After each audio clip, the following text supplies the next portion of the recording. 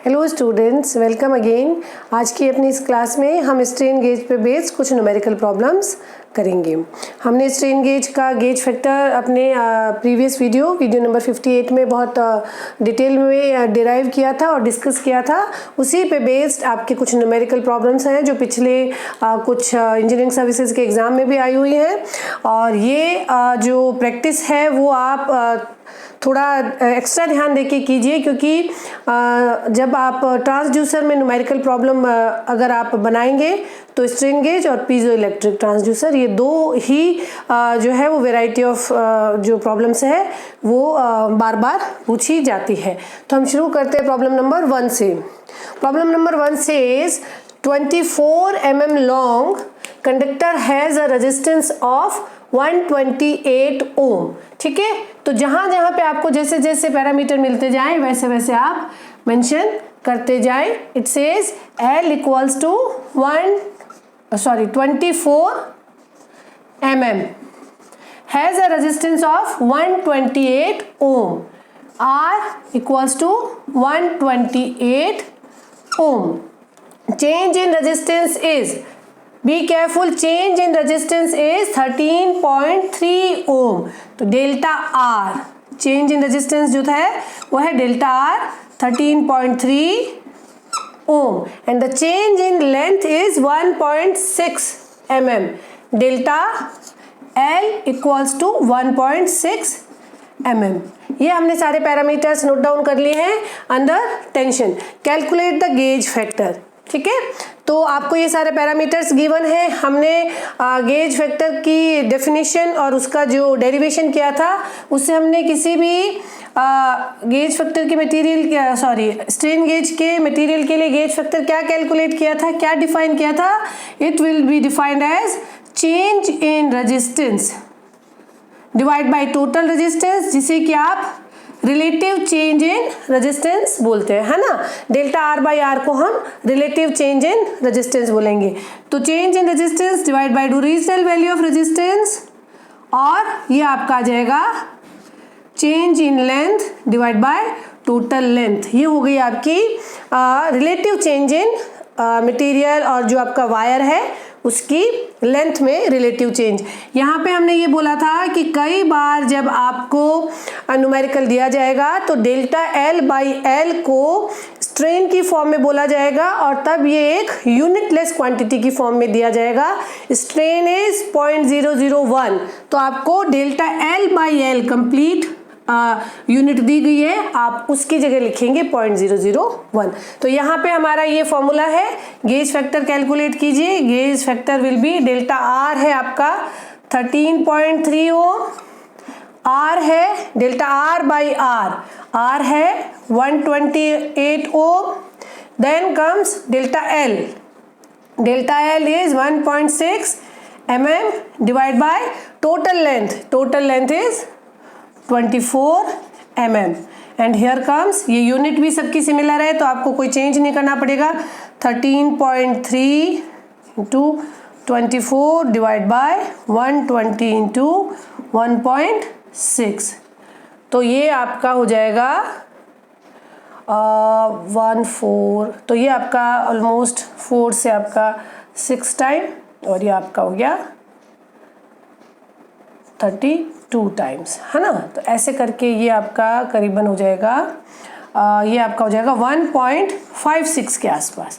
तो यहाँ पे इसका जो गेज फैक्टर है, इस स्ट्रेन गेज का गेज फैक्टर आ गया है almost in the range of 1.558 कुछ करके है, तो 1.56 आपका आंसर आ गया।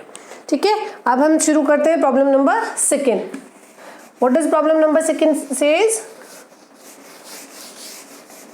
आप उसको यहाँ पे हमने ये कहा था कि जो भी प्रॉब्लम दी होगी न्यूमेरिकल प्रॉब्लम, उसमें टेक्निकल टर्म लिखी होगी कि पॉइजन्स रेशियो ये है, गेज फैक्टर ये है।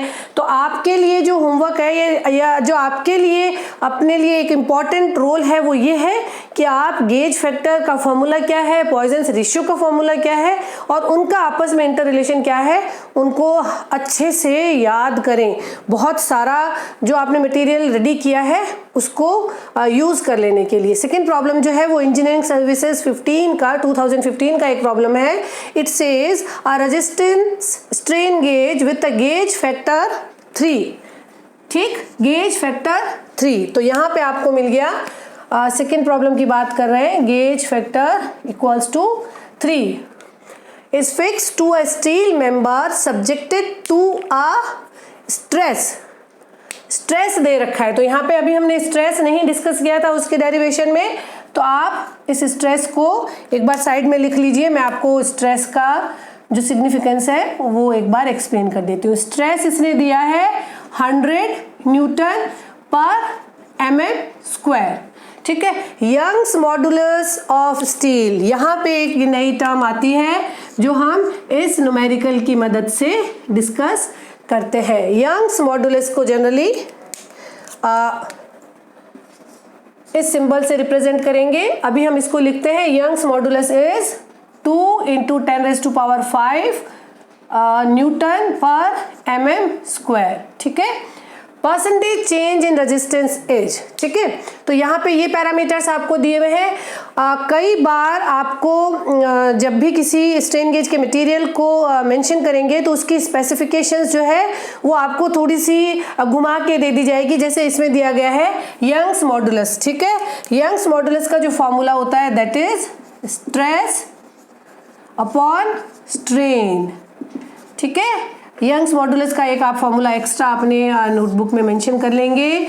यंग्स मॉडुलस अगर आपको दिया गया है और स्ट्रेस दिया गया है तो आप फाइंड आउट करेंगे स्ट्रेन क्या होता है, डेल्टा L/L, ये आप फाइंड आउट करेंगे। और इस पैरामीटर की मदद से ये यंग्स मॉडुलस ये बताता है कि इतना फोर्स इतना प्रेशर न्यूटन पर mm स्क्वायर, इतना फोर्स लगाने पे उसमें इतना स्ट्रेन, वायर में इतना स्ट्रेन डेवलप हो जाएगा। तो ये पैरामीटर भी आपको याद रखना। एक और ऐड ऑन कर लीजिए, gauge factor, Poisson's ratio as well as Young's modulus constant for any material, ठीक है। तो यहाँ पे आपको ये गिवन है। अब आपको percentage change in resistance, percentage change का मतलब ये रिलेटिव वैल्यू पूछ रहा है।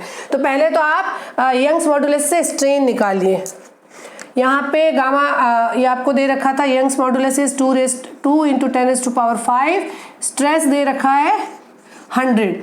दोनों की ही यूनिट जो है वो न्यूटन पर mm स्क्वायर है, न्यूटन पर mm स्क्वायर। अदरवाइज आपको ये थोड़ा ध्यान रखना होगा कि ये अगर सेंटीमीटर स्क्वायर में है तो प्रॉपर इनके कन्वर्जन के साथ एक ही डायमेंशन में आपके पैरामीटर्स चलने चाहिए, divide by strain.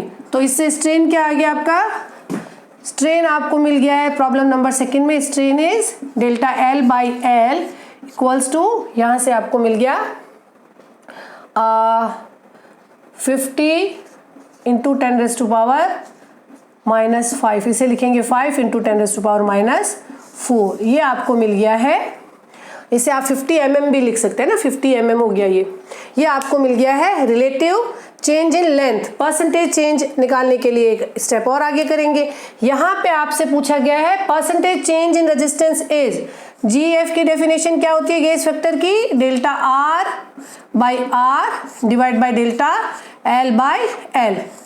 Delta L/L आपको मिल गया, तो डेल्टा R/R को आप क्या लिखेंगे, gauge factor into delta L/L। Percentage में अगर पूछते हैं तो आप उसको 100 से और मल्टीप्लाई करते हैं। गेज फैक्टर 3 आपको गिवन है, 3 × 5 × 10⁻⁻⁴ इंटू 100, तो ये कितना आ गया 15 × 10⁻⁻2, दैट इज 0.15%, ठीक है। परसेंट में पूछा है इसलिए मैंने इसे 100 से और मल्टीप्लाई किया। अगर अदरवाइज रिलेटिव चेंज जो था वो आपका 15 × 10⁻⁴, ठीक है, ओम में आ गया। रेजिस्टेंस में आप इसको वापस नहीं, ये जो परसेंटेज या रिलेटिव चेंज है वो यूनिटलेस होता है, ओम नहीं है, ये केवल इतना है 15 × 10⁻⁴।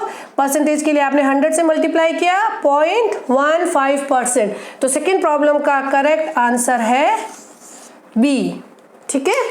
उसके बाद आता है प्रॉब्लम नंबर 3। प्रॉब्लम नंबर 3 फिर आपका इंजीनियरिंग सर्विसेज 2002 का एक प्रॉब्लम है, इसे डिस्कस करते हैं। ये कह रहा है कि gauge factor of a material of the strain gauge is such that the resistance changes from 1000 ohm to 1009 ohm. यहाँ पे इसने रेजिस्टेंस और न्यू रेजिस्टेंस दिया है, तो डेल्टा आर हमें निकालना होगा. अब हम डिस्कस कर रहे हैं problem number 3. R equals to 1000 ohm. Delta R क्या हो गया? अगर ये जो आर था ये आर से 1000 से 1009 हो रहा है, तो डेल्टा आर आपका आ गया 9 ओम.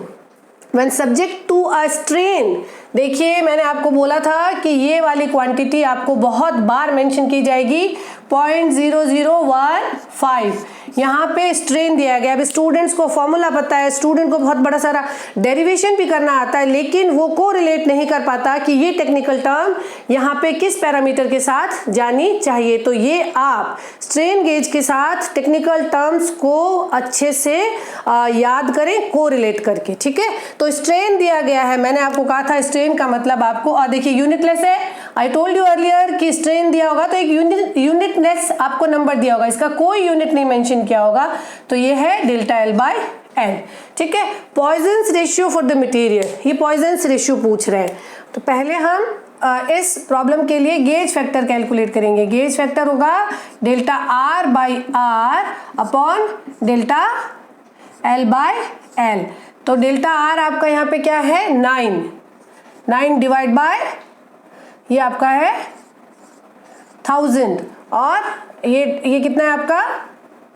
ये आपका आ गया 0.0015 डिवाइड बाय 1, है ना. तो इसको आप लिखेंगे 9 डिवाइड बाय 1.5 आ गया ना, ये मल्टीप्लाई हो जाएंगे दोनों, तो ये आ गया आपका 6. गेज फैक्टर आपका अगर 6 आ गया है, तो हमने एक और रिलेशन पढ़ा है कि किसी भी मेटेलिक कंडक्टर के लिए स्ट्रेन गेज में गेज फैक्टर होता है 1 + 2 स्मॉल v. ये है आपका पॉइजन्स रेशियो. हमसे पॉइजन्स रेशियो पूछा है ना, इसमें पॉइजन्स रेशियो पूछा गया है. तो 2v विल बी 6, 5, तो v विल बी 2.5. यहाँ पे मैंने GF को 6 लिखा है ना, तो इससे मुझे ये मिल गया gauge factor, sorry Poisson's ratio equals to 2.5. तो प्रॉब्लम नंबर 3 का जो करेक्ट आंसर है वो है C. ठीक है, अब हम आते हैं प्रॉब्लम नंबर 4 पे. प्रॉब्लम नंबर 4 क्या कह रही है? थोड़े से आप इसी के अलग अलग वैरायटी में प्रॉब्लम्स को प्रैक्टिस कीजिए, और फिर जो आपने डेरिवेशन पढ़ा है और जो आपने अलग अलग बीच बीच में मिड सेक्शन में जो टर्म्स डिफाइन की है उनको आप अच्छे से याद कीजिए, तो आप इस न्यूमेरिकल को बहुत इजीली और बहुत ही सही स्पीड में सॉल्व कर पाएंगे. Problem number 4, it says strain gauge wire length is 40 centimetre, L equals to 40 centimetre. Diameter is 25 micrometer. D equals to 25 micrometer. It has resistance of 250 ohm. R equals to 250 ohm. And gauge factor 2.5. ठीक है, तो ये सारे parameters given है. Calculate the change in length, आपसे पूछा गया है डेल्टा एल क्या होगा and diameter also. Delta D क्या होगा when resistance change is measured as 0.5 ohm. तो आपको दे दिया गया है delta R equals to 0.5 ohm. ठीक है, तो आप ये देखेंगे कि आपके पास delta R, R L, G F, delta L. तो पहले हम इन सब से कोरिलेटेड फॉर्मूला गेज फैक्टर का फॉर्मूला से डेल्टा एल निकालेंगे. Gauge factor will be delta R by R upon delta L by L, है ना. तो इससे आपका ये सब आपको गिवन है, आपको निकालना है डेल्टा एल. तो आप यहाँ पे रखें gauge factor 2.5 equals to change in resistance कितना है 0.5 डिवाइड बाय ओरिजिनल रेजिस्टेंस कितना है 250 डिवाइड बाय डेल्टा एल हमें नहीं पता, और एल कितना था 40 सेंटीमीटर। तो अगर हम इसको सॉल्व करेंगे तो 2.5 will be 0.5 into 40 centimetre. Unit लिखिए ताकि आप इसकी यूनिट फाइंड आउट कर सकें। ऑप्शंस में इसकी सब यूनिट्स दी हुई होंगी, mm भी दिया होगा, cm भी दिया होगा। तो आप इसको 250 इंटू डेल्टा एल, इस रिलेशनशिप से आप जब डेल्टा एल निकालेंगे तो आपका डेल्टा एल आ जाएगा ऑलमोस्ट 0.32 mm। ठीक है, और सेंटीमीटर में अगर आपसे पूछा गया है तो 0.032 cm। ये आपका आंसर हो गया है डेल्टा एल के लिए। अब आपसे पूछा गया है change in diameter also. Change in diameter के लिए आप क्या करें? चेंज इन डायमीटर के लिए आप ऐसा करें कि गेज फैक्टर से पॉइजन्स रेशियो निकालें, क्योंकि पॉइजन्स रेशियो को हमने डिफाइन किया था minus delta D by D divide by delta L by L. ये किया था ना हमने पॉइजन्स रेशियो को। तो पॉइजन्स रेशियो पहले निकालें, फिर इससे आप इस अननोन क्वांटिटी को भी फाइंड आउट करें। और पॉइजन्स रेशियो निकालने के लिए आप गेज फैक्टर की मदद लें। गेज फैक्टर को हम दूसरे फॉर्म में भी लिख सकते हैं। कैसे? Gauge factor can be written as 1 + 2v। तो यहाँ से आपको v कितना मिल जाएगा? गेज फैक्टर आपने लिखा दिया है आपको 2.5 = 1 + 2v। तो 2v = आपका आ गया 1.5, v = आपका आ गया 0.75। ठीक है ये? हाँ, तो ये आपको मिल गया है पॉइजन्स रेशियो। v का फॉर्मूला होता है delta D by D divide by delta L by L. आप यहाँ से लिखेंगे 0.75 = delta D by D. Diameter दिया हुआ है आपको 25 माइक्रोमीटर इंटू डेल्टा एल अभी हमने फाइंड आउट किया था। डेल्टा अभी हमने 0.32 mm, 0.32 mm, और एल जो आपका था वो था 40 सेंटीमीटर। और इसको हमने सेंटीमीटर में अगर लिखेंगे तो 0.0 ऐसे सेंटीमीटर में भी लिख सकते हैं ताकि आपसे कैलकुलेशन मिस्टेक ना हो। इसको सॉल्व करेंगे तो डेल्टा डी विल बी, ये माइक्रो में है ध्यान रखिएगा, ये सेंटीमीटर।